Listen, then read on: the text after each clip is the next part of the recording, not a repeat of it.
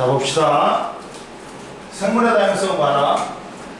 생물의 다양성은, 자, 생물의 종수가 많은 게 생물의 다양성이 아니야. 생물의 다양성은 종 다양성뿐만 아니라 유전자 다양성, 유전적 다양성, 그 다음에 종 다양성,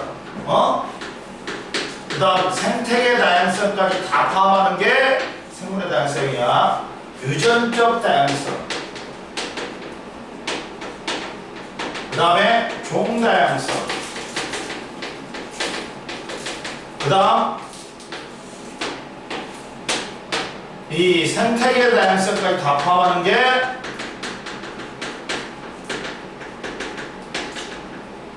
우리가 생물의 다양성이야. 그러면 이때 유전적, 생물의 다양성은 생물이 지닌 유전자의 다양성, 일정 지역에 관찰되는 생물의 종 다양성, 그리고 생물이 서식하는 생태계 다양성을 모두 포함하는 개념이야. 즉 유전적 다양성은 뭐냐? 야, 쥐새끼가 있는데 쥐새끼마다 조금씩 형태나 모습이 틀려. 이게 유전자가 다르기 때문에 이게 형질이 다르게 발현되는 거야. 그리고 종 다양성은 숲에 생물들이 살고 있는데 뭐 여우도 살고 뱀도 살고 두더지도 살고 뭐 사슴도 살고 뭐 여러 가지 살아. 그리고 식물도 버섯도 있고 뭐 다양한 식물들이 있어. 이게 종 다양성이야. 그리고 생태계 다양성은 이들이 생물들이 서식하는 환경의 다양성, 강도 되고 호수도 되고 뭐 바다도 되고 사막도 되고 그리고 뭐 작은 것은 연못도 되니 이런 게 다 포함하는 게 생물의 다양성이야. 그 중에 첫 번째 유전적 다양성은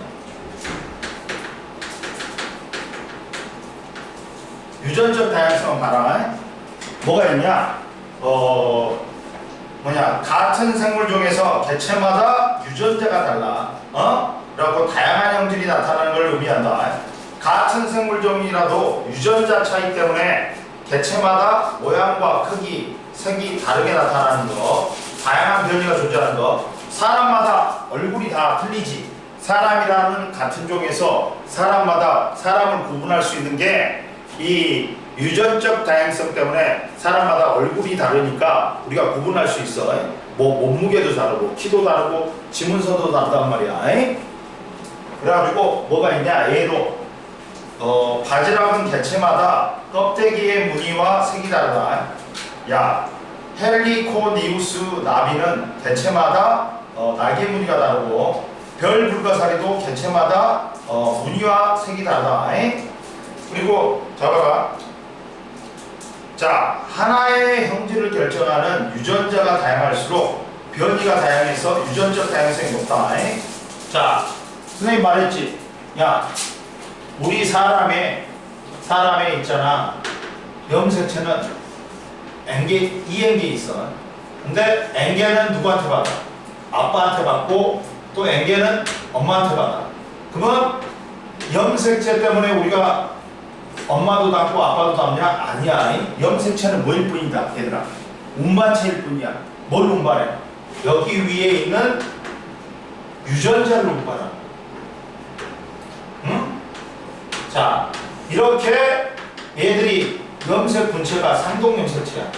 상동염색체는 크기나 모양이 같은 염색체가 한 쌍이 있는 거야. 한 쌍이 있는 거야. 그래갖고 상동염색체가 있으면 체세포고 염색체 수는 2n이야. 근데 왜 이게 쌍을 이루냐? 하나는 아빠한테, 하나는 엄마한테 받는다. 그랬을 때 여기에 있는 유전자 때문에 우리가 형질이 나타나는 거야.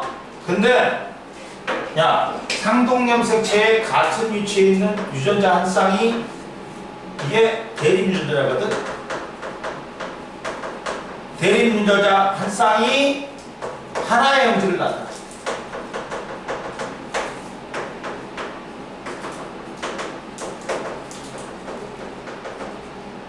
발현시킨단 말이야. 즉 유전자가 뭘 갖고 있냐? DNA의 특정 부위에 있는 유전자가 유전 정보를 갖고 있어. 이 유전 정보대로 형질이 나타나는 거야. 관련된다고 해. 갖고 이 유전 정보는 염기 서열에 저장되어 있다. 갖고 이 유전자가 같은 종이라도 전부 다 틀려. 그러다 보니까 형질이 다르게 나타나. 그래갖고 다양한 변이가 생겨. 이해했니? 사람마다 다 얼굴이 틀려. 응? 그럼 보자. 그래가지고 그리고 야 유전적 다양성이 높을수록 급격한 환경 변화에도 살아남아 개체가 존재할 확률이 높으므로 멸종될 가능성이 낮다. 밑줄 거에 유전적 다양성은 종 다양성 유지에 중요한 역할을 한다. 야 유전적 다양성이 높으면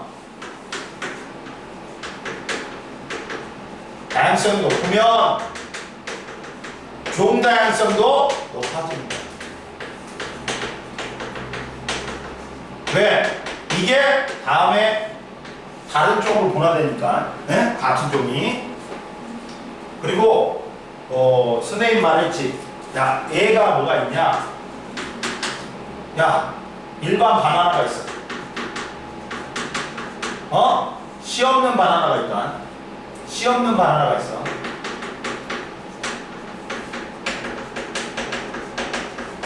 그리고 씨 있는 바나나가 있어.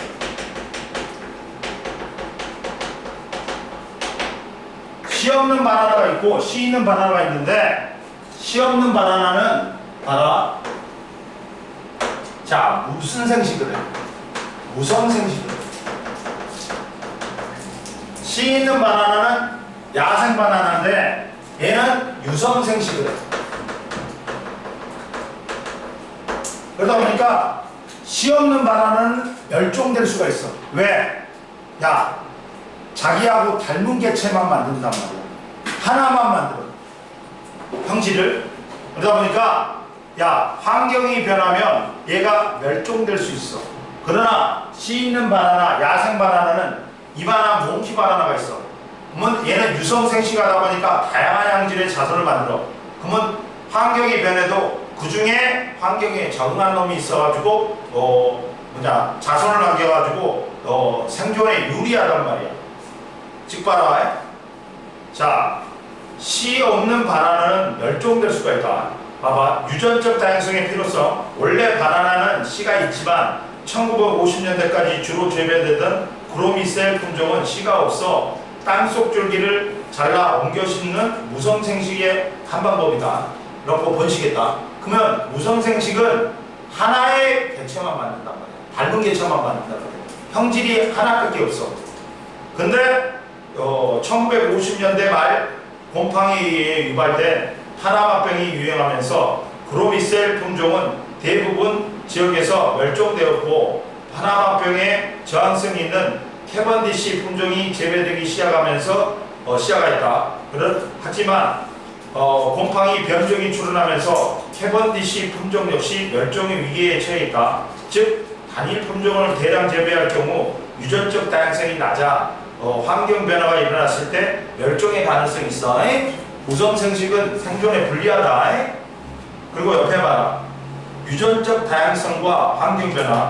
유전적 다양성이 높을수록 집단 내에 유전자가 다양하므로 급격한 환경 변화가 일어났을 때 변화된 환경에 적응하는데 적합한 유전자를 가진 개체가 있을 확률이 높다. 따라서 멸종될 가능성이 낮다. 이해됐지? 그 다음 넘겨봐. 옆에 33페이지 보자. 이제 종 다양성을 보자.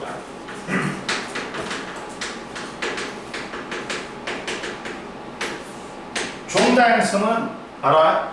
일정 지역에 서식하는 생물종의 다양한 정도로서 일정 지역에 얼마나 많은 생물종이 얼마나 고르게 분포하고 살고 있는지를 나타낸다. 자, 얘는 종 다양성이 높으려면 서식하는 생물종의 수가 많아. 생물종의 수가 많아야 되고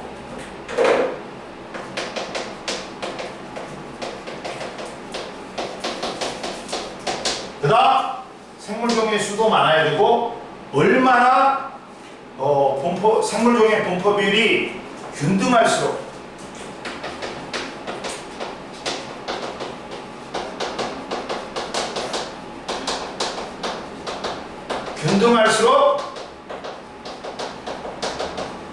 종 다양성은 높아진다. 생물종이 많을수록 그리고 이것들이 골고루 분포할수록 종 다양성 높다. 그거 미줄거나 이라고 종 다양성이 높을수록 복잡한 먹이 그물이 형성되면서 생태계가 안정적으로 유지된다. 자, 종 다양성이 높을수록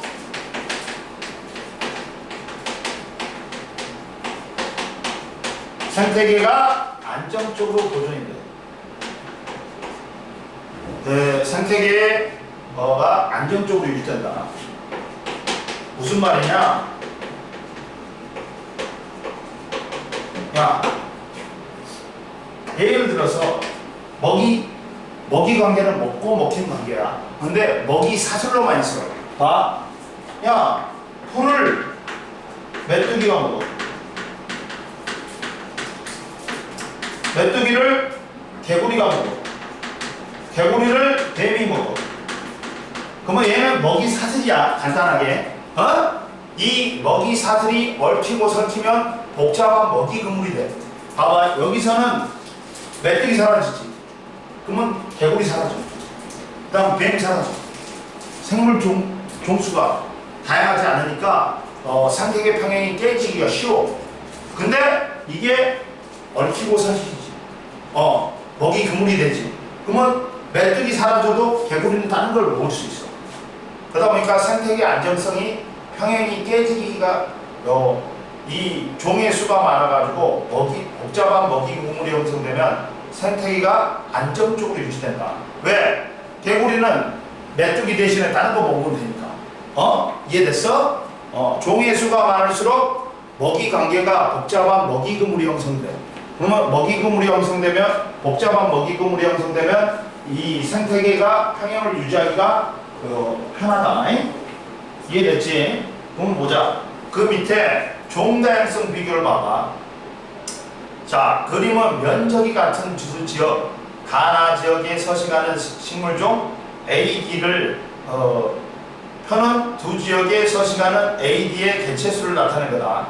그랬더니 가 지역에서는 A가 5개 있었고 B 지역에서는 6개, B는 6개, C는 6개, D는 3개 있어. 총 개체수는 20개야. 나 지역에서는 A가 1개, B가 2개, C가 16개, D가 1개야. 총 개체수는 20종이야. 그래가지고 야, 이렇게 되면 야, 생물의 종수는 똑같아. 근데 야, 분포 비율이 다르지. 그러다 보니까 골고루 있는 가가 나보다 야, 종 다양성이 큰 거야.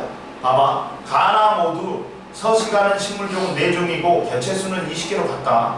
근데 가는 각 식물종이 나에 비해서 고르고 분포하지만 나는 C의 분포 비율이 상대적으로 높다. 따라서 종수는 같지만 골고루 있는 가가 나보다 종 다양성이 높다.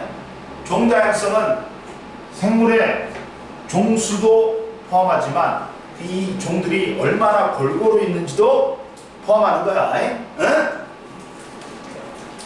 다음 보자. 그 다음 이제 마지막으로 생태계 다양성이 있어. 생태계 다양성이 있어.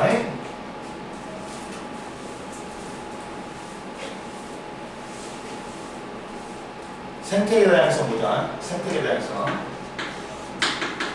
생태계는 이 생물들이 살아가는 터전 환경이야. 이 환경이 많으면 생물의 종수도 많아져. 그리고 유전적 다양성도 높아진다. 자, 생태계 다양성은 일정 지역에 존재하는 생태계의 다양한 정도를 의미한다.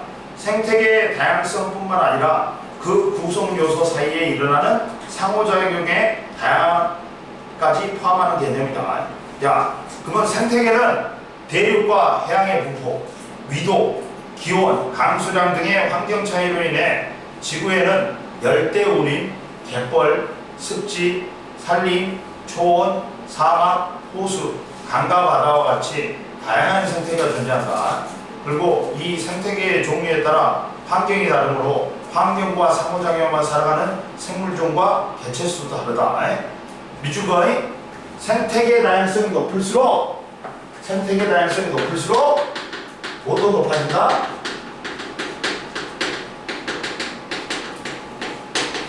종 다양성하고 유전적 다양성도 높아진다. 야, 생물들이 살아가는 환경이 많을수록 종 다양성도 커지고 유전적 다양성도 커진다. 자, 생물종은 생태계의 종류에 따라 그 환경에 적응하면서 진화된 생물로 구성된다. 그러면 첫 번째 봐봐. 열대우림은 강수량이 많고 밑줄거니 기온이 높아서 생물의 종다양성이 가장 높다. 종다양성이 가장 높다. 열대우림이 강수량도 많고 기온도 높아가지고 종다양성이 가장 크다. 즉 열대우림은 식물의 종류가 많으며 그 생물을 이용하는 동물이나 균류의 종류도 많기 때문에, 그리고 갯벌과 습지 밑줄 그어봐. 얘들은 육상 생태계와 수생태계를 잇는 완충지대로 두 생태계의 자원을 모두 이용하는 생물적인 공존함으로 종다양성이 상대적으로 높다. 자, 갯벌하고 습지는 육상 생태계하고 수생태계를 잇는 완충지역으로서 두 생태계를 자원을 모두 이용하는 생물종이 공존함으로 종다양성이 상대적으로 높다. 그리고 마지막으로 생물의 다양성의 요소와 긴 보자.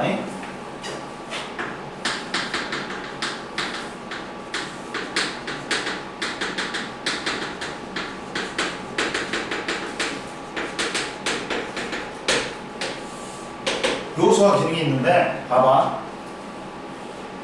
유전적 다양성을 종다양성을 유지하는데 중요한 역할을 하고, 종다양성은 생태계 평형을 유지하는데 중요한 역할을 한다. 그리고 생태가 다양할수록 생물에게 다양한 서식지와 환경 요인이 제공되므로 종다양성과 유전적 다양성이 높아진다. 봐봐. 유전적 다양성이 높으면 종다양성이 높아져.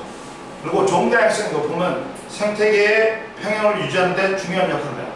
그리고 생태계 다양성이 높아지면 종다양성과 유전적 다양성이 증가한다. 즉 유전적 다양성, 종다양성, 생태계 다양성은 서로 밀접하게 연결이 되어 모두 다 생물의 다양성 유지에 중요한 역할을 한다.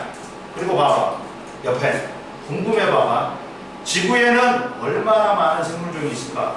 현재까지 알려진 생물종만 190만 종에 이르며 아직 발견되지 않은 생물종까지 포함하면 약 1000만여 종이 있을 것으로 추정된다. 지금까지 발견된 생물 중에 곤충류가 제일 많다.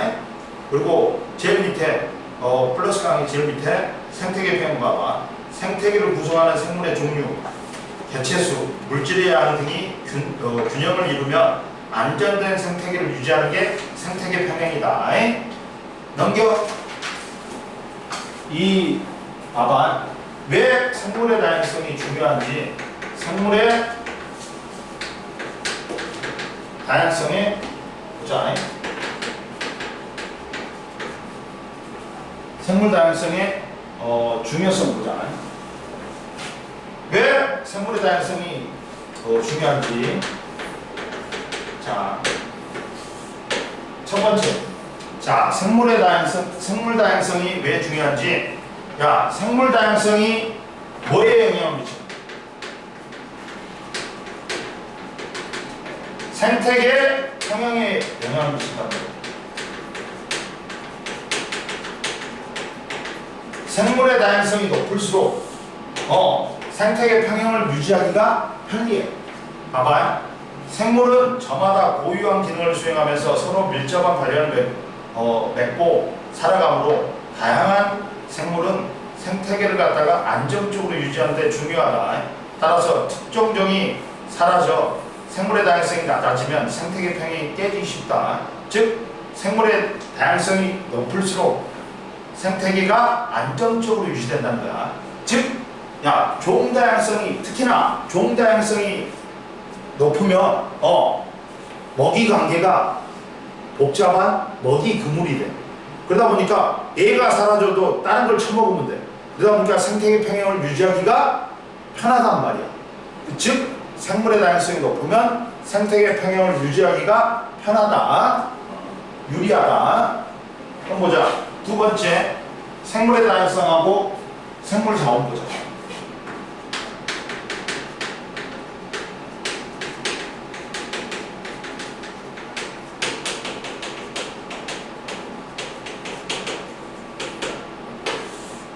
자, 첫 번째 봐라.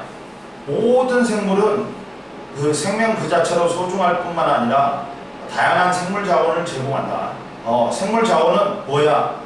야, 인간의 생활과 생산 활동에 이용되는 모든 생물적 자원을 갖다가 우리는 뭐라 그래? 생물 자원이라고 한다.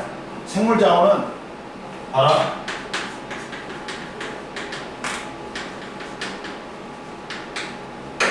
인간의 생활과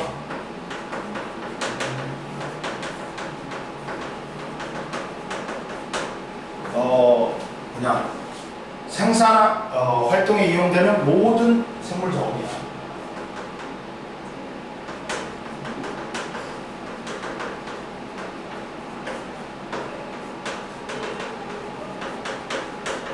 생물적 자원인데 무엇도 있어. 여기에는 유전자도 있고, 생물 자원에는 유전자도 있고, 생명체도 있고, 생태계 등을 다 포함합니다. 생명체도 있고, 생태계도 다 포함합니다. 등등이 다 생물 자원입니다. 인간이 이용할 수 있는 모든 거는, 인간 생활과 생산 활동에 이용할 수 있는 모든 거는 모든 생물적 자원을 갖다가 우리는 생물 자원이라고 한다. 당연히 봐라. 생물의 다양성이 높을수록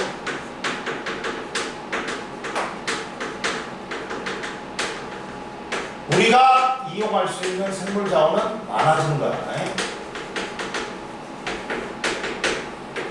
그러면 첫 번째, 우리가 생물 자원을 뭘로 이용하냐? 얘들이 우리에게 뭘 제공해? 의식주를 제공한다. 자, 옷과 음식과 잠잘 자리를 갖다 제공한단 말이야. 자, 생물은 인간의 의식주에 필요한 각종 자원을 갖다가 제공한다. 첫 번째 봐봐. 의복재료. 목화는 면섬유, 양은 양모, 누에는 비단 등의 섬유를 원료를 제공하고 의료 의복재료로 이용된다. 그리고 식량재료. 자, 벼, 밀, 콩, 옥수수 등은 주식으로 이용되고 사과, 바나나, 배 등도 식량으로 이용된다. 주택재료는 나무나 풀 등은 주택재료로 사용된다. 그러면 야, 돌은 생물 자원이야, 아니야? 아니지. 야, 살아있는 생명체가 아니잖아. 돌은 선생님 주택재료로 쓰잖아요. 근데 돌은 생명체가 아니니까 생물 자원이 아니야. 얘들아, 이해됐지? 살아있는 생명체만 되는 거야. 생명체가 제공한 거. 그리고 봐봐. 의약품에 원료를 제공해. 우리가 생물 자원에서 생약이 있지, 생약. 생약이 생물 자원을 막바로 이용한 거야. 원료 제공한다. 자, 보자. 야, 의약품에 원료 제공해. 생물 자원을 이용하여 의약품을 만드는데 대부분의 의약품은 생물 자원에 찾거나 생물 자원을 활용해서 만든다. 우리가 진통해열제로 쓰이는 아스피린은 버드나무 껍질에 있는 살리실산이 있어. 이거하고 아세트산하고 섞어 갖고 아세틸 살리실산이 아미노산이다. 뭐냐 금방 아스피린이 되는 거야. 그러다 보니까 진통 해열제로 쓰이는 아스피린은 해열 진동체의 원료가 되는 버드나무 껍질에서 찾는다. 사리실사. 해열 진동제의 원료가 되는 또 조팝나무가 있어. 그리고 심장병 치료제의 원료가 되는 디기탈리스가 있어. 그리고 항생제 원료가 되는 페니실린의 원료가 되는 푸른 곰팡이도 있다. 얘들이 생물 자원이 의약품을 원료를 제공한다. 그리고 세 번째, 에너지 생산 및 산업용 재료 제공에 에너지 생산 및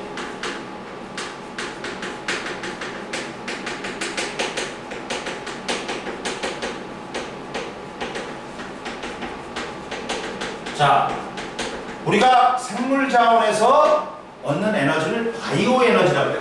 바이오 에너지라고 해. 봐봐. 생물 자원은 바이오 에탄올과 같은 에너지 생산에 이용되며 여러 산업 재료로 활용된다. 옆에 바이오 연료를 봐라. 동식물이나 미생물이 생산한 유기물로부터 얻은 연료를 바이오 연료라고 하는데 여기에는 바이오 에탄올, 바이오 디젤, 바이오 가스가 있다. 그리고 네 번째, 생물 자원은 사회적 심리적 가치가 있어.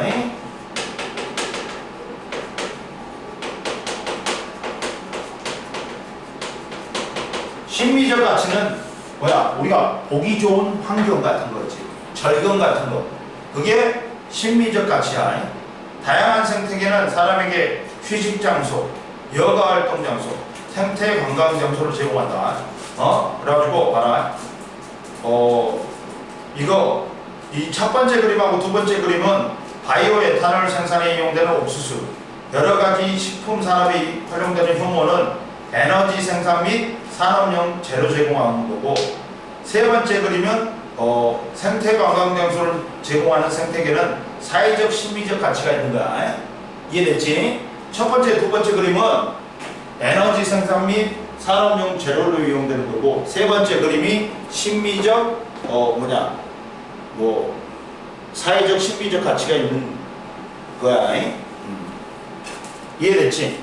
그러면 35페이지 한번 풀어봐, 얘들아.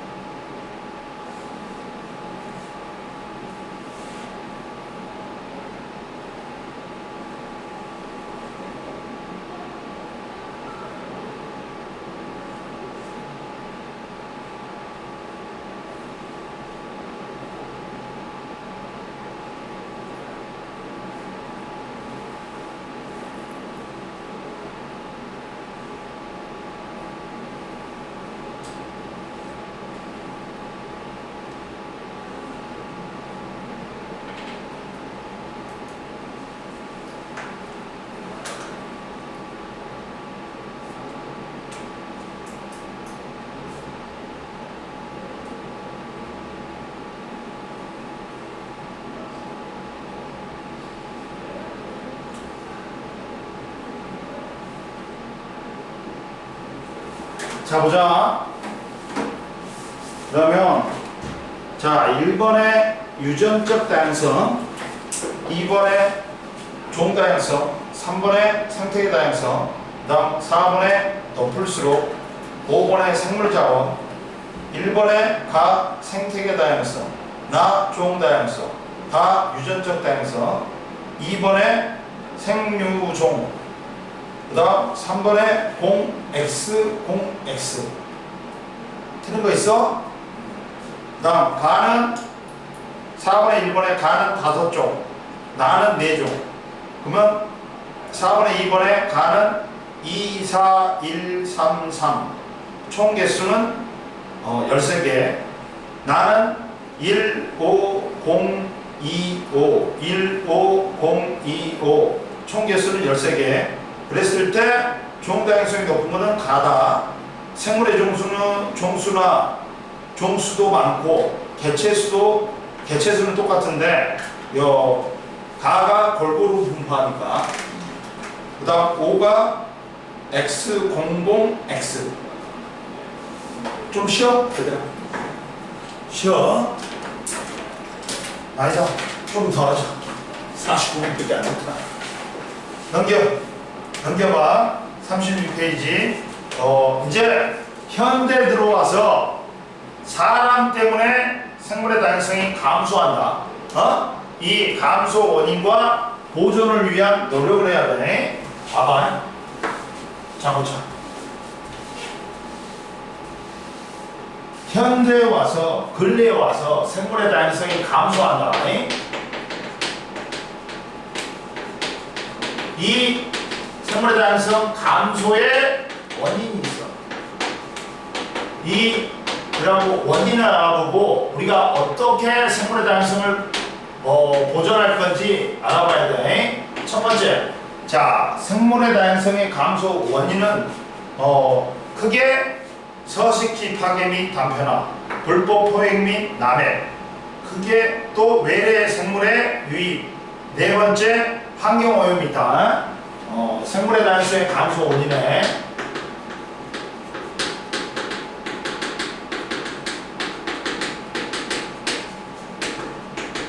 근데 생물의 다양성 감소 원인이 주로 인간에 의한 거야. 알아? 첫 번째, 생물의 다양성 감소 원인은 최근 생물의 다양성 빠른 속도로 감소하고 있는데 주요 원인은 인간의 활동하고 관련이 깊다.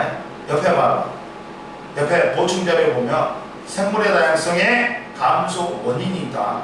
서식지 파괴는 생물의 다양성 감소에 가장 큰 영향을 주는 요인으로 서식지가 파괴되면 그 서식지에 살던 생물종의 80%가 영향을 받는다. 제일 생물의 다양성 감소 원인의 가장 큰 원인은 서식지 파괴고, 두 번째가 외래 생물, 세 번째가 환경오염, 네 번째가 남획, 다섯 번째가 질병이야. 그 중에 서식지 파괴 및 단편화가 생물의 다양성 감소의 가장 큰 원인이다.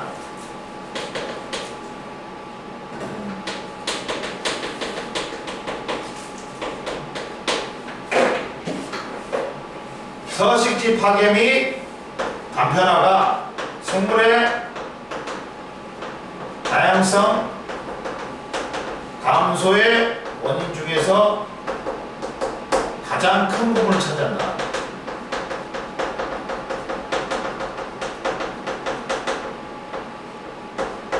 이해되니?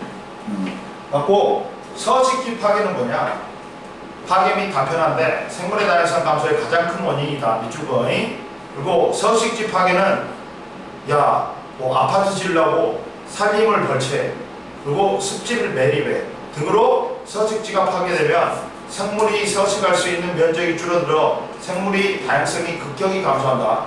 습지를 매립하면 아파트 지으려고 습지를 매립했어. 그게 거기 살던 맹꽁이가 없어져. 맹꽁이가 멸종할 수 있어. 그리고 봐라. 서식지 단편화는 뭐냐면, 길을 뚫기 위해 산을 갖다가 반으로 잘라버려. 그러면 봐라. 서식지 단편화는 도로 건설, 주택개발 등으로 대규모 서식지가 소규모로 분할되는 걸 의미한다. 서식지가 분할되면 서식지의 면적이 감소하고 생물종의 이동에 제한하여 고립시키므로 멸종의 위험이 높아진다. 특히나 도로 건설로 서식지가 분할되면 야생동물이 도로를 건너다가 자동차에 치여 죽는 로드킬이 발생할 가능성이 높다. 그러면 서식지 단편화는 봐라. 서식지가 단편화되면 서식지의 총면적은 감소한다. 그리고 밑줄 거예요. 자, 서식지가 단편화되면 가장자리 면적은 넓어지고 중앙의 면적은 좁아진다. 그러면서 서식지의 가장자리에 사는 생물종보다 중앙에 사는 생물종이 더 큰 영향을 받는다. 그리고 서식지가 단절되면 생물종의 이동이 제한하여 고립시키기 때문에 그 지역에 서식하는 생물종의 개체수가 감소하여 멸종으로 이어질 수가 있다. 이해됐지? 그래가지고 이렇게 서식지 파괴 및 단편화가 생물의 다양성의 감소 원인 중에서 가장 큰 요인이다. 알았지? 이해했어? 가은이도? 태연이도? 쉬어? 좀 얘들아 쉬어?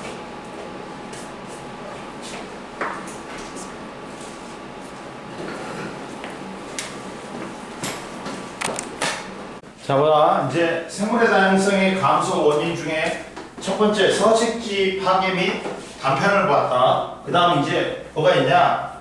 불법 포획 및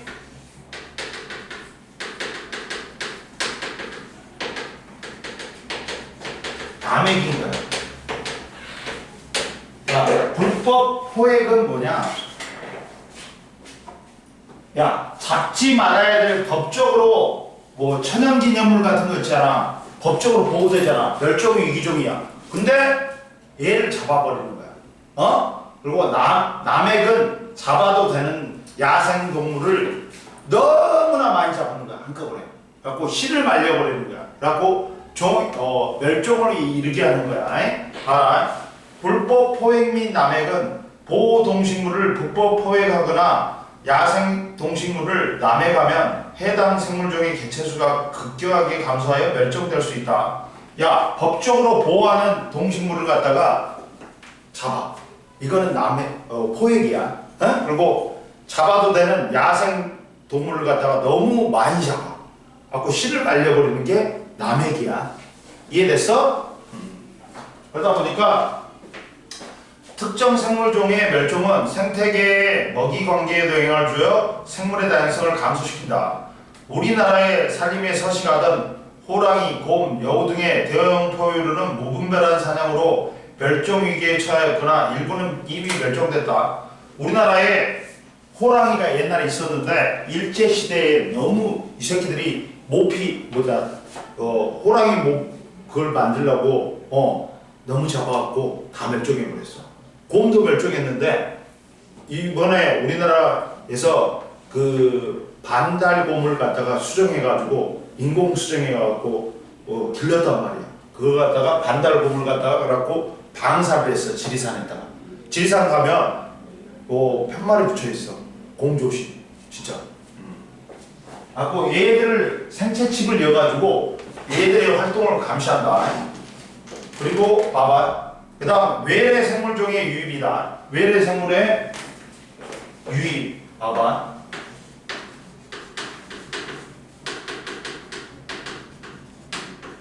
외래종의 유입이야. 외래 생물종의 유입이 있는데 외래 생물종은 외래 생물이 새로운 환경에 적응하여 대량으로 번식하여 토종 생물의 서식지를 차지하여 생존을 위협하고 먹이 관계의 변화를 일으켜 생태계 평형을 깨뜨리기도 한다. 그리고 대표적인 게 뉴트리아, 또 가시박, 블루길이 있어. 그리고 옛날에는 황소개구리도 있었어. 근데 옆에 봐라. 외래 생물은 원래 살고 있던 서식지에서 벗어나 다른 지역으로 유입된 생물을 말한다. 대부분의 외래 생물은 새로운 환경에 잘 적응하지 못하지만 외래 생물이 성공적으로 정착하면 천적이 없어 대량으로 번식하면서 토종 생물의 생존을 위협할 수 있다. 그래서 생물의 다양성을 감소시킨다.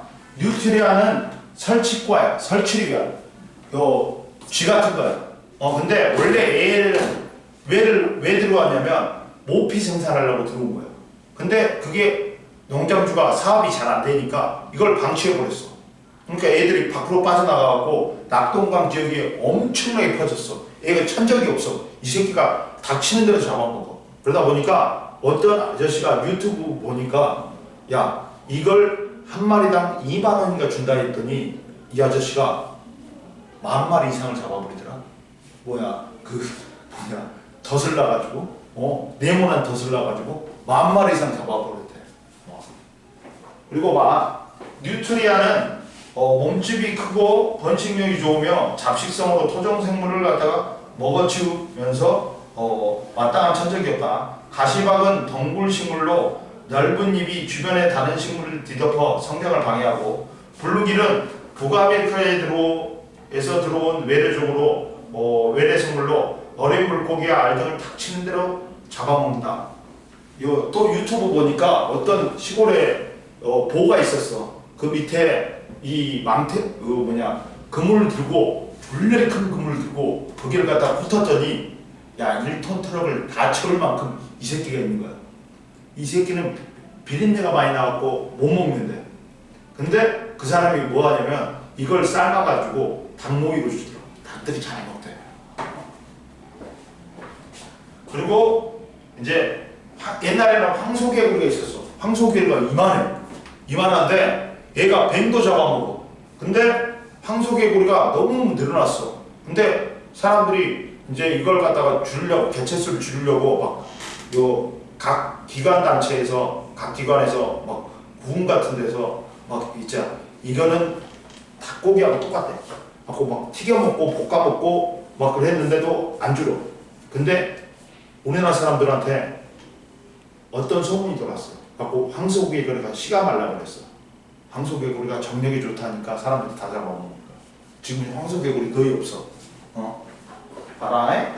그리고 마지막으로 환경오염이 있어. 생물의 다양성 감소에 환경오염이 있어.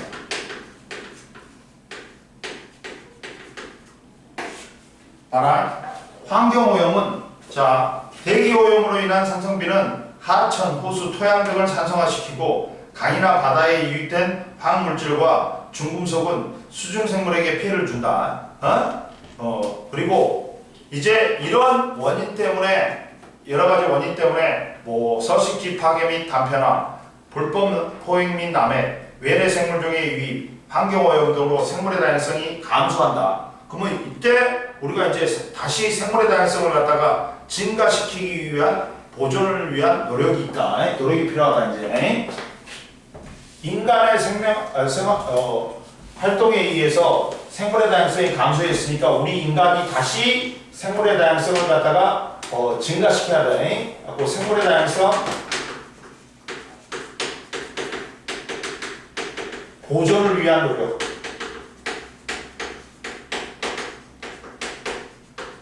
노력이 있다. 자, 첫 번째 올라와봐. 37페이지에 개인적인 노력은 에너지를 절약하고 자원을 재활용하고 친환경 제품을 사용해야 된다. 그러다 보니까 우리가 실천할 수 있는 거, 간단한 거, 분리수거 잘해야 되지. 분리수거 잘해야 돼. 그리고 생물의 다양성의 중요성을 알리는 다양한 홍보 활동에 참여한다. 그리고 사회적 국가적 노력은 도로 건설 등으로 단편화된 서식지를 연결하는 생태통로 도로 위에 생태통로 설치하고, 생물의 다양성 관련 법을 제정하고 생물의 다양성이 높은 지역은 국립공원으로 지정하여 관리한다. 그리고 야생 생물 보호 및 관리에 관한 법률을 제정하여 야생 생물과 그 서식지를 보호하고 멸종 위중에 처한 종을 복원하여 관리한다. 아까 지금 반달가슴곰 같은 거, 그리고 검역 등을 강화하여 외래 생물이 불법적으로 유입되는 것을 막고 외래 생물을 도입하기 전에 외래 생물이 기존 생태계에 주는 영향을 철저히 검증한다. 요새 외래 생물을 갖다가 막 있잖아 불법으로 막 있잖아 그 컴퓨터 같은 데다가 뭐 도마뱀 숨겨갖고 오고 근데 얘들이 이 희한한 놈들이 있잖아 뭐 도마뱀도 팔고 뭐 별걸 다 팔아 근데 이것들을 버려버린단 말이야 쉽게 그러면 어디로 가냐 얘는 입양이 안돼 그러니까 국립생태원이라고 저기 중국에 있어 거기로 다 모아 거기로 다 모아 그리고 환경오염 방지 대책 및 기후변화의 해결을 방안을 갖다 지속적으로 마련하여 시행하고 국제적인 노력은 생물 다양성에 관한 국제협약을 체결한다. 생물 다양성 협약, 람사리 협약, 멸종 위기종에 처한 야생 동식물의 국제거래에 관한 협약, 이동성 야생 동물의 보호 협약이 있다. 그리고 옆에 봐라. 생물 다양성에 관한 국제협약은 생물의 다양성 협약은 생물 다양성을 보존하고 지속 가능한 방식으로 생물의 다양성 요소를 이용하여 유전자 자원을 이용하는 발생하는 이익 등을 공정하게 공평하게 공유하는 걸 목적으로 한다. 그리고 람사르 협약은 뭐냐? 물새 서식처로 국제적으로 중요한 습지를 보호하는 국제협약으로 고창 문곡 습지가 있고 창녕 우포늪이 있다. 37페이지 한번 풀어봐. 네. 아이씨, 닭똥 냄새네. 이거 또 먹어야 되겠네. 계란을 먹어야 돼.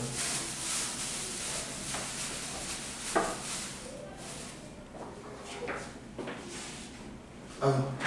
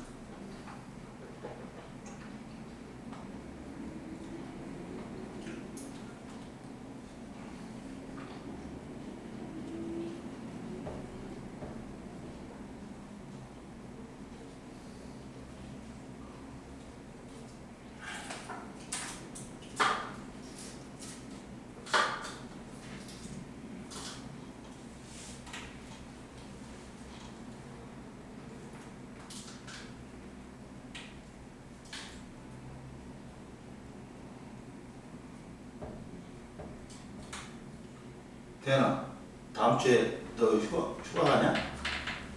휴가 언제 가? 갔다 왔어? 언제? 어디를? 어제? 어디 갔다 왔어?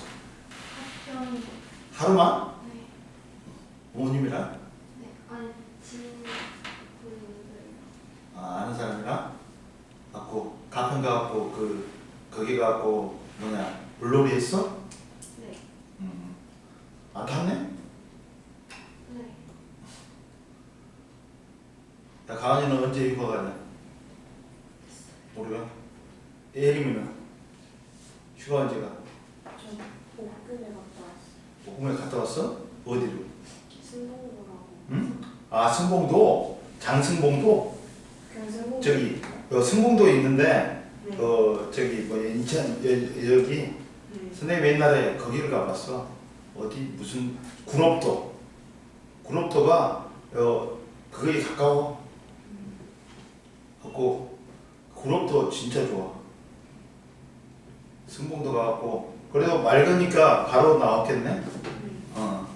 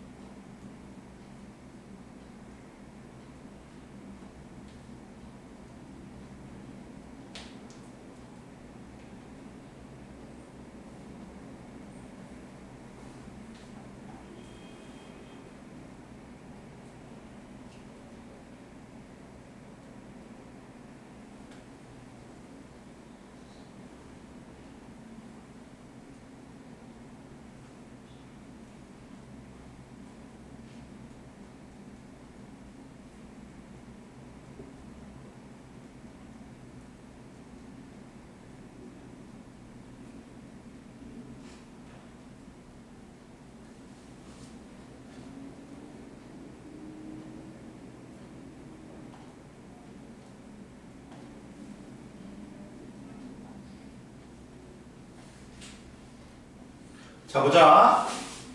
1번에 서식지, 2번에 외래생물, 3번에 멸종위기종, 1번에 X0, X0, 2번에 외래생물, 3번에 생태통로, 그 다음에 4번에 생물의 다양성 협약. 그리고 숙제는 41페이지까지 풀고, 자 이제 보자. 뭘 보냐? 어디를 펴냐? 이제 화학 파트인 지구 환경 변화 생물의 다양성이 있고 화학 변화를 보자. 자 52페이지를 펴봐. 여기가 좀 어렵다. 니들이 안 배운 개념에 갖고 모르는 부분이 있으면 선생님한테 말해. 선생님이 다시 설명해 줄게. 잠깐만 이것 좀 타볼게.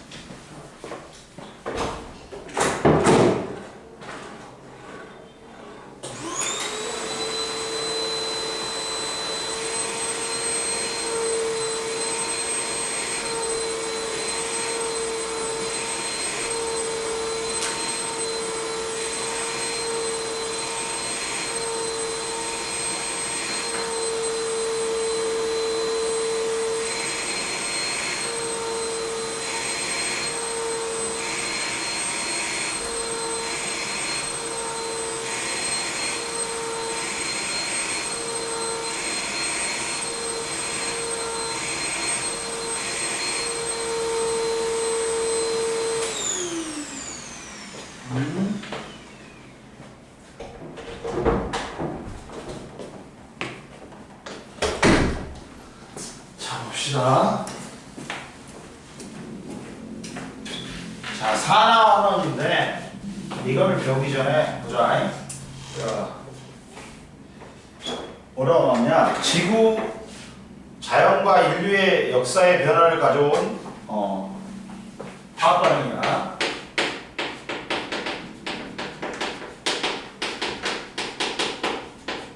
변화를 가져온 화학 반응인데, 자, 크게 얘들아 봐봐. 변화는 물리 변화하고 화학 변화가 있어. 물리 변화하고 화학 변화가 있어. 뭐 화학 변화는 화학 반응이라고도 해. 물리 변화는 봐라. 물리 변화는 야, 물질을 구성하는 입자 중에 가장 기본 입자가 원자지. 원자가 모여가지고 분자가 돼. 근데 물리 변화는 원자별이 그대로야. 그리고 분자 구조도 그대로야. 그러다 보니까 물 분자가 거리만 변화해. 그래갖고 고체, 액체, 기체로 상태만 변해.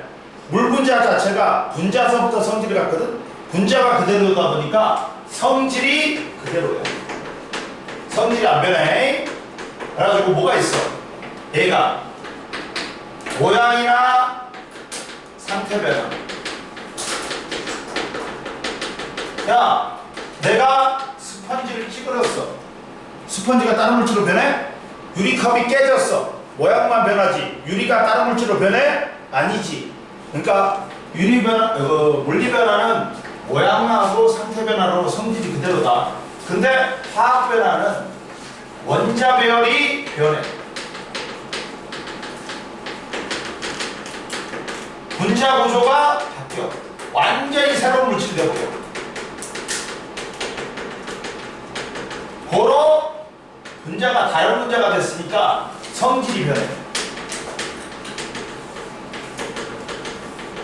완전히 새로운 물질이 된다. 그래가지고 뭘 있어? 이게 대표적인 게 산화환원, 중화반응. 산과 연기가 만나갖고 중성이 물이 되는 것, 또는 물에 녹지 않고 가라앉는 앙금 생성이 있다. 그래갖고 우리가 여기서 산화환원하고 중화반응을 배우는 거야. 그러다 보니까 앞으로 배울 게 산화환원은 있고 중화반응이 있단 말이야.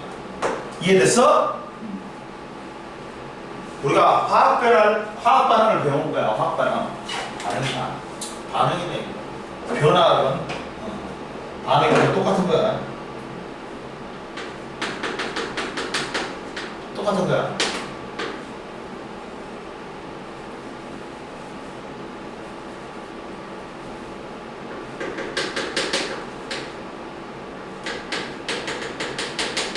그러면 첫 번째, 야, 자연과 인류의 변화를 가져온 화학 반응에 광합성이 있다.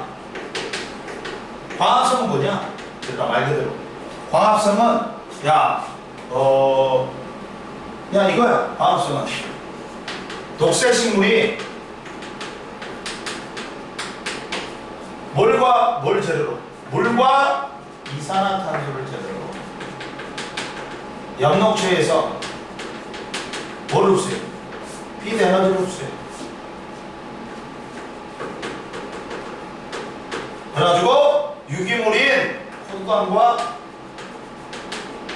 산소를 만드는 거야. 대표적인 동화지. 야, 저분자 물질을 고분자 물질로 만들어. 무기물을 유기물로 만들어. 그랬을 때 화살표 왼쪽에 있는 놈을 우리는 뭐라고 해요? 반응하는 물질에서 반응물이라고 해요. 화살표 오른쪽에 있는 물질을 새로 생성되는 물질에서 생성물이라고 한다. 그러면 자, 그리고 두 번째, 광합성이 자연에 미치는 자연의 역사에 미친 영향.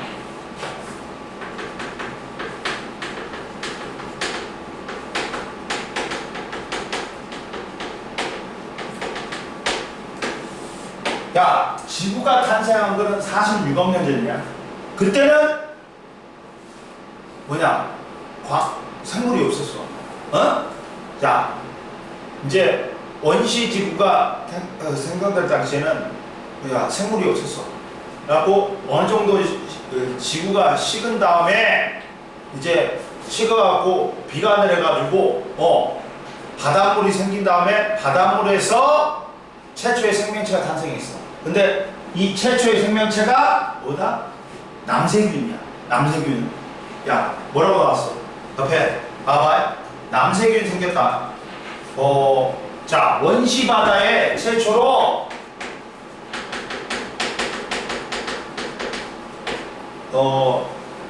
최초의 광합성을 하는 생물인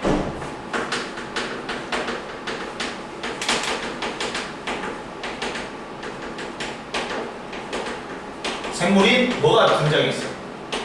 남세균이 등장했어. 옆에 봐라. 남세균은 남색의 세균이야. 봐라. 옆에 남세균을 봐라. 사이노박테리아라고 하며 지구에서 광합성으로 산소를 생성하기 시작한 최초의 생물로 알려져 있다. 이 남세균이 퇴적되어가지고 퇴적물로 화석이 석탄브리자 시대에 거의 없었지. 근데 두 개 있어. 남세균이 바위에 퇴적된 스트로마톨라이트하고 해파리나 해면동물 등에 퇴적된 에디아카라 동물군이 있어. 그러면 누가 먼저 만들어졌어? 남세균이 먼저 만들어졌죠. 그러다 보니까 스트로마톨라이트가 먼저 만들어진 거야. 그리고 얘는 단세포 원시액을 가진 원핵생물이었어. 야, 최초의 생명체는 남세균 단세포 원핵생물이었다. 이게 진화를 했어. 단세포 진핵생물로. 그 다음 다세포 진핵생물로 또 진화했어. 다세포 진핵생물이 해파리하고 해면동물이야. 그러니까 스트로마톨라이트가 먼저 생기고 화석도 에디아카라 동물군에 있는 해파리나 해면동물의 화석은 뒤에 생긴 거야. 이해됐어? 그러면 얘가 광합성을 했어. 광합성을 하니까 그 전까지는 산소가 없었어. 대기에. 근데 얘가 광합성을 함으로 산소가 생겼다. 그러다 보니까 봐라. 두 번째, 산소는 바다에 우선 생명체가 있다면 밖에 자외선이 오존층이 없어갖고 자외선이 밖으로 쬐니까 밖에는 육상에는 생명체가 살 수가 없었어. 그러나 바다는 이 자외선을 막아주니까 바다에 생명체가 출현했단 말이야. 그래갖고 얘가 바다 먼저 산소를 포화시켰어. 산소가 바다에 녹아있던 철과 반응해서 뭐가 생성됐어? 산화철이 생성됐어.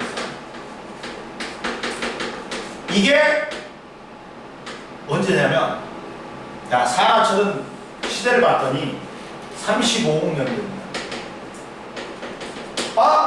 그러면 광합성 세균이 남세균이 35억 년쯤에 출현했네. 알 수 있단 말이야. 산화철이. 그 다음 봐봐. 그 다음 산소는 바닷속의 철과 충분히 반응한 다음 대기 중으로 방출됐어. 대기 중으로 산소가 방출됐어. 그러면서 대기 중에 산소 농도가 증가했다.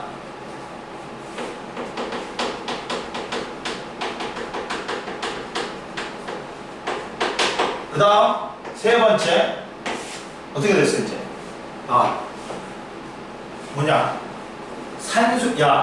대기 중에 산소가 많아지니까 바닷물 속에서 산소가 많아지니까 산소와는 유산소와는 생명체가 출현했어. 그 전까지는 산소가 없었기 때문에 무산소호흡했어 생명체가. 근데 왜 산소호흡으로 갈아탔을까? 산소호흡이 에너지율이 더 높단 말이야. 에너지를 더 많이 생산해. 그러니까 얘들이 편한 거야. 그래갖고 이제 산소와는 생명체가 출현한 거야. 산소가 이제 공기 중에 풍부해지니까 물속에도 갈아탄 거야. 얘들이 왜? 산소호흡이 무산소호흡보다 에너지율이 높아. 이해되니? 그 다음 보자. 그리고 보자 이제 자 그리고 이제 봐라. 그 다음 그리고 야 대기 중에 산소가 많아지니까 뭐가 생겼다? 오존층이 생겼어. 대기 중에 산소가 많아지니까 뭐가 생겼다? 오존층이 생겼어. 오존층이 뭘 막아주니? 자외선을 차단해. 밖에 나가면 생명이 육상체로 올라가면 오존층이 없어서 옛날에는 다 뒤져. 그러니까 밖에를 못 나가. 육상으로 진출을 못해. 근데 오존층이 생기면서 대기 중에 산소 농도가 높아지니까 오존층이 생기면서 자외선을 차단하니까 밖에 나가서 살 수 있겠네? 그러면서 이제 뭐가 출현했어? 육상생물이 출현했다. 이제 네 번째, 오존층이 태양으로부터 오는 유해한 자외선을 흡수하면서 생물이 바다에서 육지로 올라가게 됐어. 즉 오존층이 생기면서 육상생물이 출현했다. 봐봐, 광합성이 자연의 역사를 바꿨단 말이야. 이해되니? 봐라.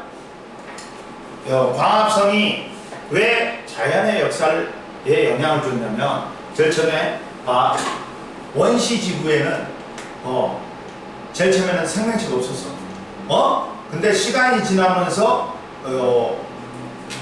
바다가 형성되고 바다에서 최초의 생명체가 출현했다. 단세포 원핵생물인 광합성을 하는 남세균이 출현했어. 근데 남세균의 출현이 왜 영향을 주냐면 얘가 광합성 결과 뭘 생산해? 산소를 생산했단 말이야. 그러면서 원시 바다에 최초의 광합성을 하는 생물 남세균이 출현했다. 그러면서 이제 원시 바다 먼저 포화시켰어, 산소를.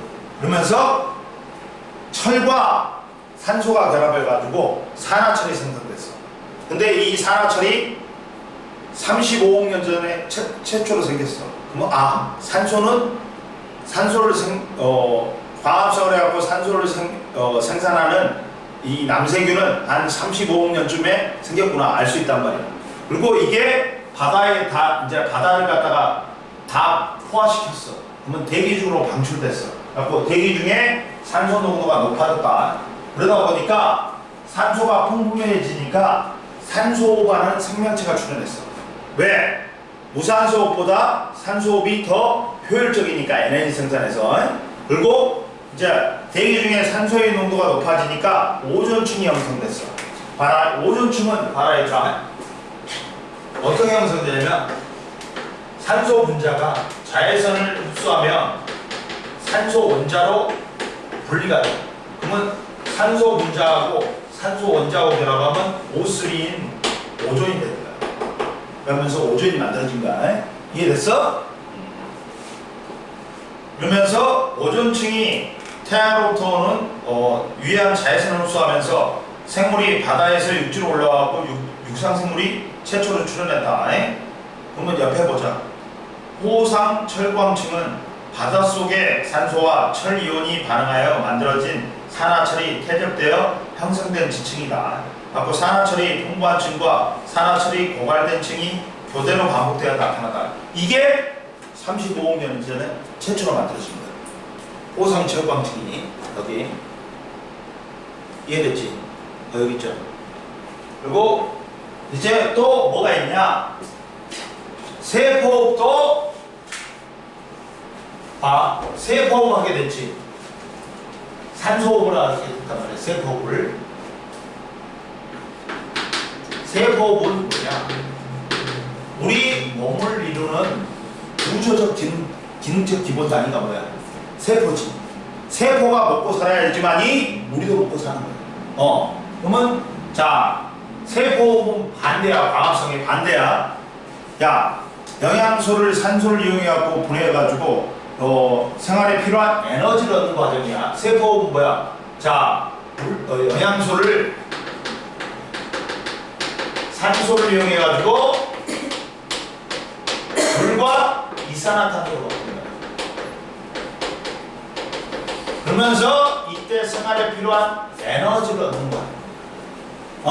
생명체가 먹고 살기 위해서는 세포호흡해야 된다.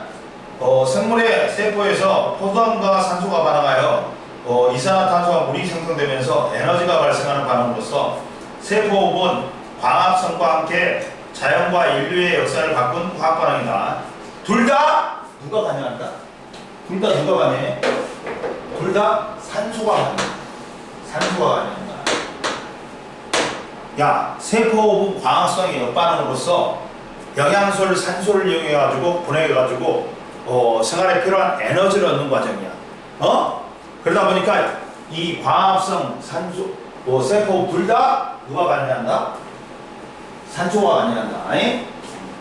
그 다음 두 번째, 화석연료의 연소가 있다. 또 인류의 역사와 자연의 역사를 바꾼 화학 반응에 화석연료의 연소가 있어.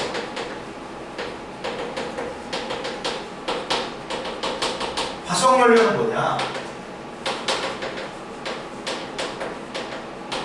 자, 지질시대의 생물들이 파묻혀. 그 다음 오랜 시간 열과 압력을 받아서 생성된 거야. 갖고 탄소하고 수소가 주서 보인다. 갖고 야, 미생물이 오랜 시간 열과 압력을 받아가지고 생성된 게 석유야. 고사리가 파묻혀가지고 오랜 시간 열과 압력을 받아서 생성된 게 석탄이야. 그리고 이 천연가스는 석유하고 같이 나오는 경우가 많아. 거의 천연가스 먼저 나오고 석유가 나온단 말이야. 가스가 먼저 나와. 그래가지고 봐봐. 화석연료는 지질시대의 생물의 유해가 땅속에 오래 묻혀가지고 화학변화가 생성된 것으로 탄소하고 수소가 주서 보인다. 그래갖고 뭐 있어? 석탄, 석유, 천연가스가 있어. 그러면 화석연료의 연소를 보면 얘가 연료란 말이야. 석유, 석탄, 천연가스는 뭘로 돼 있어? 탄소하고 수소로 돼 있단 말이야. 갖고 얘가 연소되면 산소와 반응해갖고 연소 생성물로 이산화탄소하고 물이 생겨. 그리고 열과 빛이 발생해.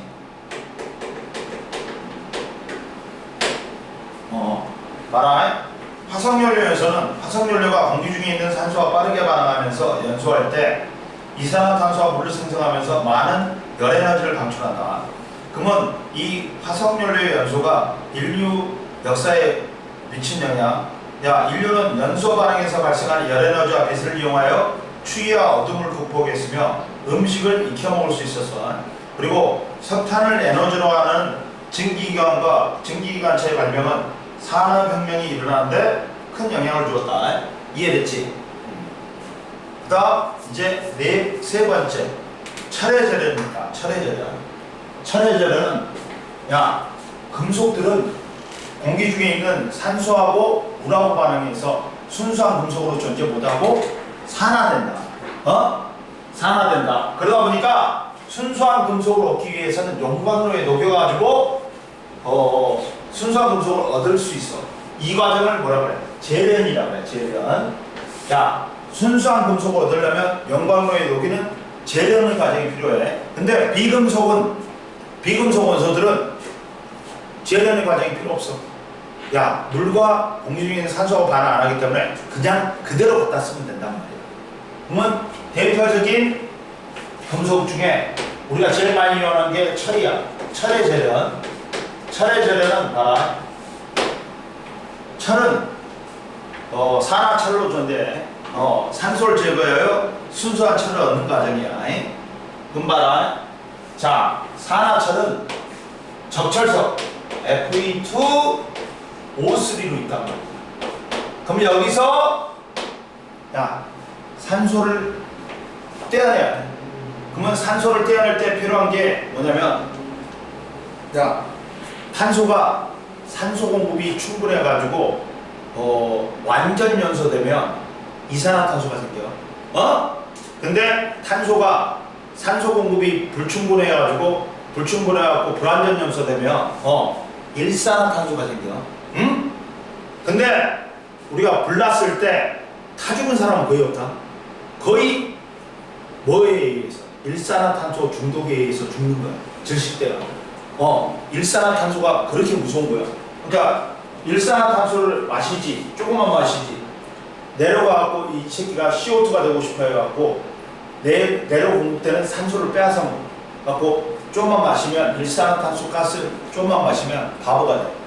그리고 많이 마시면 뒤지는 거야. 근데 일산화탄소가 몇 개 필요해? 여기 산소 3개 떼어내려면 3개 필요해. 그러면 일산화탄소가 여기서 Fe2O3에서 산소를 빼앗아 갖고 EFE로 만들고 지는 3CO2가 돼. 그러면서 순수한 금속을 얻는 거야. 철을 얻는 거야. 봐라. 야, 산화철하고 일산화탄소하고 반응하면 철과 이산화탄소가 된다. 철을 재련할 까닭 자연에서 철은 주로 누구하고 결합해? 산소와 결합하여 존재하므로 그대로 사용하기가 어렵다. 그러니까 즉 봐봐 옆에 나왔지. 금속들은 무슨 형태로 존재할까? 산화물 형태로 존재해. 자연계에서 누구하고 반응한다? 공기 중에 있는 물과 산소하고 반응해서 산화된 형태로 존재해. 즉 봐라. 뭐냐면 산화물이란 건 자, 산소와 결합하여 형성된 물질을 산화물이란다. 산화철은 철의 산화물이다. 야, 산소의 특징은 봐봐. 산소는 대기 중에 21%를 차지하며 대기 중에 두 번째로 풍부한 기체다. 근데 산소는 다른 물질과 반응을 잘하는 성질이 있어.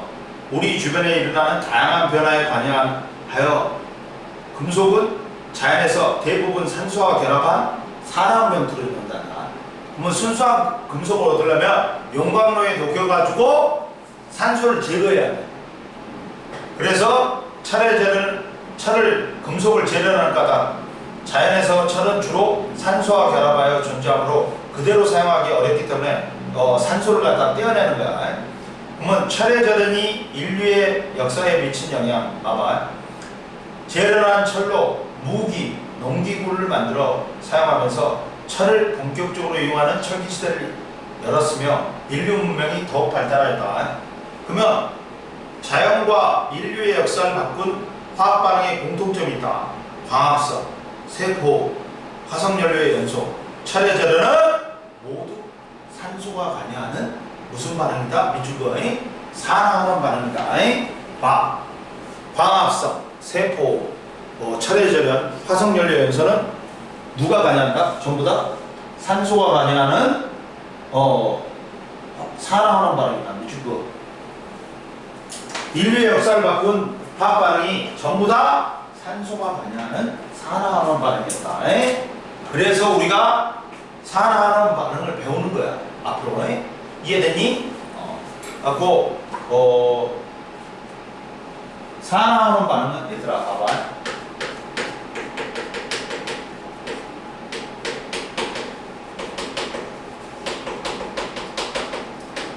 무조건 어떻게 일어난다? 동시에 일어나요. 동시에. 한 놈이 산화되면 한 놈은 환원되는 거야. 그러면 이때 우리가 산화를 정의할 때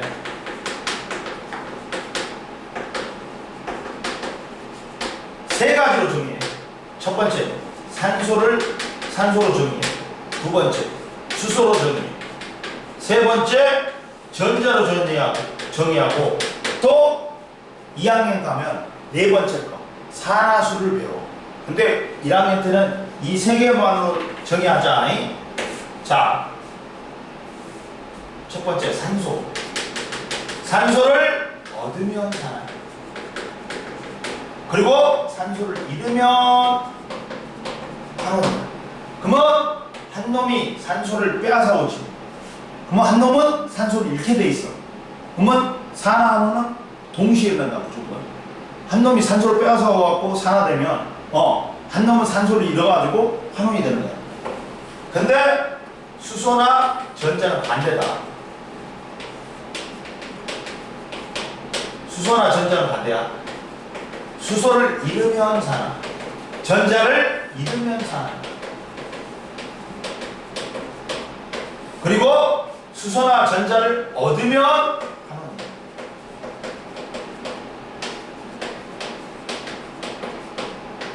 환원이다. 이해됐니? 그러면 자기 자신이 산화되지. 남을 산소를 빼앗아 전자를 이러니까 남한테 전자를 얻게 만들어. 자기 자신을 산화되지. 남을 환원시켜. 환원성, 환원력, 환원제다. 자기 자신이 산화되는 건 뭐라고? 남을 환원시켜. 그러니까 환원성, 환원력, 환원제라고 해. 근데 자기 자신이 환원되면 남을 산화시켜. 산화성, 산화력, 산화제. 그래가지고 우리가 이제 뭘 배울 거냐면 두 가지를 배울 거야. 산소에 의한 산화원과 전자에 의한 산화원을 배울 거야. 근데 산소는 산화원의 정의가 완벽하지는 못해. 좁아. 정의하는 범위가. 전자가 훨씬 넓다. 오늘 여기까지 해. 이거 써놔. 마지막 거. 마지막 거 제일 위에다 써놓든지 제일 밑에다 써놓든지 저거 써놔. 오늘 여기까지 할게.